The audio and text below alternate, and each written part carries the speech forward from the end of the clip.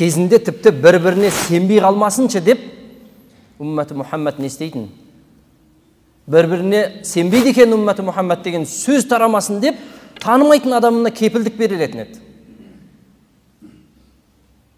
Омар радиаллаху анхудың заманында болады. Бір екі жас жігіт кетіп бара жатып, бір жерге бақтың жанына барып тынығамыз деп, түйесі баққа кіріп кетеді. Баққа кіріп, жаңа бақты жеп, тасталқан шығарып жатқан кезде бақтың иесі ашуланып таспен алып түйеге лақтырса, түйенің басына тиіп құлап өледі. Ажалды қараң. Әйтпесе алып түйе бір тасқа өле ма? Ашуы келіп, бұлар түйенің иесі жап-жас бала алып тасты алып оны ұрса, ол да құлап өледі. Балдары ұстап алып, қазының алдына алып кеп, қанға қан дейді. Түйеге бола бір адамды өлтіре ма? Әдейі өлтірген жоқпыз, осылай болды. Өлтіреміз. Әлгі үлкен айтады. Әкем қайтыс болып бір жерге аманатты қалдырған еді, мен соны барып, сол дүниені алып, інеме беріп қайтайын. Келемін. Бір ай маған уақыт беріңіз, мен қайтып келемін дейді. Не нәрсеге кепіл қоясың? Кепілдік жоқ. Иманымды кепілдік қоям дейді. Егер бір айдың ішінде өліп кетсем, мен мұсылман болмай өліп кетейін. Иманымды кепілге қоям мен. Бұл мәдди нәрсе керек бізге. Мағнауи емес.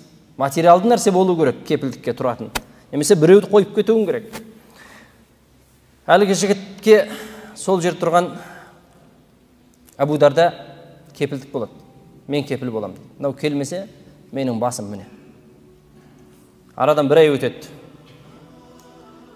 Айтылған уақыт өтіп бара жатыр. Күн батып бара жатыр, әлгі жігіт жоқ. Абу Дарда, не істедің сен?